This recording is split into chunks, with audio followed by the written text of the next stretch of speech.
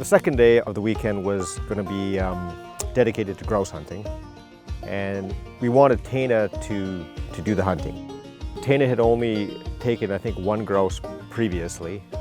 I'm pretty new to hunting, and I had a lovely trip with my dear best friend a year and a bit ago where we went hunting for grouse. And we each got a bird, and it was a fantastic experience. I've not really used a shotgun in hunting before, so I was looking forward to learning more about that, and having to shoot birds mid-flight is daunting and terrifying, so I was excited to try it all out. Yeah, that was the goal, just go out and look for grouse in the area and see if we could get something for supper again.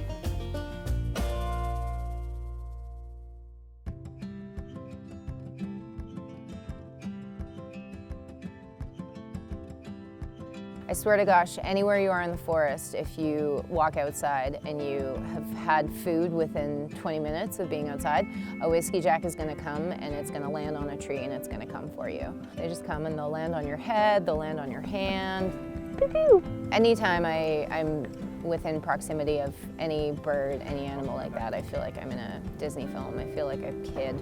The magic of animals in the wild coming close to me, it has never been lost on me. It always feels like such a privilege to be sharing the space with them. Did you see how many he got in his beak? Our plan for grouse hunting is to get in the truck and drive roads. Grouse hunting is different because the only really effective way to hunt them in the region where we hunt them anyway is driving down the roads and looking for them on the side of the road. I really wasn't sure, given that grouse numbers are down a little bit this year, how many we would see, but it really just took a few minutes going down the road before we saw our first one. And then we'll go. What's a ruff? Is it? Yeah, it's a ruff. Okay. Hey! Okay. Okay, what do I do? Walk up there, click this forward, and you're ready to shoot and pull the trigger. And that's it, it's all ready to go. Yeah, just walk up there, see if you can find it. Okay. And we'll always have good muscle control. Okay, great. Yeah, just go ahead. It's funny, it's like you have a shotgun in your hand and you're standing there and you realize I've never actually had to load a shotgun while my heart was racing as I'm trying to hunt an animal, and so it's a very fumbly, awkward experience. The problem with grouse hunting is that you'll see them and you stop and you got to get out and you're going to try to shoot them, and they don't give you much time. They'll give you about 45 seconds and they're gone. She was hiding behind a tree. There's so much brush in the way, and I thought maybe if I got like a little space, but as soon as I crouched down, she went over a little ridge, and then I was like, maybe she won't fly away, maybe she will. I can't remember, the first three all kind of blended into one, but I kind of snuck up and then they just spooked and they flew away. And I didn't try to shoot them because I don't have a lot of experience shooting birds mid-flight. I also just was doubting myself in terms of like how close I actually needed to be to get the bird. They know to hide behind trees, those little sneaky girls. Whew. This one right here? Just this open. Oh, this guy right here.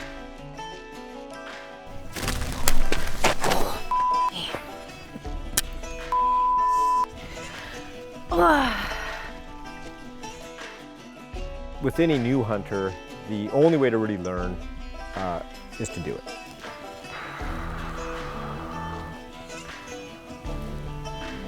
I guess I will go in there. I guess I'll go in there. For the most part, I tried to be hands-off because the best way for her to learn and build confidence is to do things on her own, and she did that. It was a very hands-off approach, and she rose to the occasion and really did a good job and learned a lot. After multiple grouse encounters that weren't successful, we needed to go for a walk. We'd been sitting there for quite a while. Safety's on. We walked down this road that can hold grouse, and Taina had the shotgun in case we saw anything. Yeah, we just thought maybe we'd see some grouse, so we headed up a road and was carrying the shotgun, but I was looking in the ditch and I just immediately saw a 4-leaf clover. Didn't get a grouse. No way. That's perfect. today's all worth it. Well, that means our luck's gonna change big time. And then we went up another road and there was a grouse just in the ditch, and it went for a little hoppy flight, but it landed in a tree not too far away. For it. Yeah. Go quick. Thank you, bird. When I'm in that moment, I mean, I know that I'm killing this animal for food. And I feel gratitude in those moments that I get to deal with the situation as respectfully as possible. I don't take for granted the honor that it is to be with an animal as it's passing on, with the intent that I'm going to eat it later. Like, that's a really special, beautiful, humbling exchange.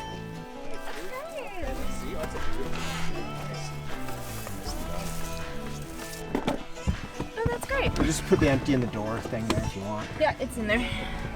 Okay, number one. Well, this one's produced. Yeah, so after, you know, a couple more hours of driving, looking for grouse, we thought, you know, we'd had enough driving and we had a grouse, so we had something for dinner, so we thought we'd head back to the cabin. All right, made it home. That's always good. We did it! You know, Taina dressed the grouse all by herself, and by dressed I mean she, you know, she breasted it, took all the meat off of the grouse and prepared it for cooking.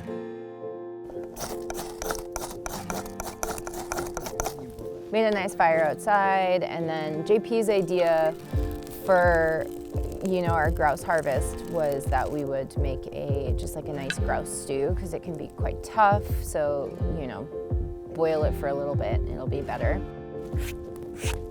So we cleaned the meat, had it nice and dry beside the fire, ready to go. We had a nice big large cast iron Dutch oven on a tripod over the fire, and that's just what we were going to do all of our cooking in. So our plan was to sear the grouse, get it nice and brown, put it to the side to rest. Then you just throw in, you know, butter, oil, whatever fat you want, and then the onion and the celery and the carrot went in, and we just cooked that all together for some time. Then we cubed the grouse, we threw that in. We put in a bunch of chicken stock, and we added some potatoes, whole baby potatoes. We just let that simmer basically for like an hour.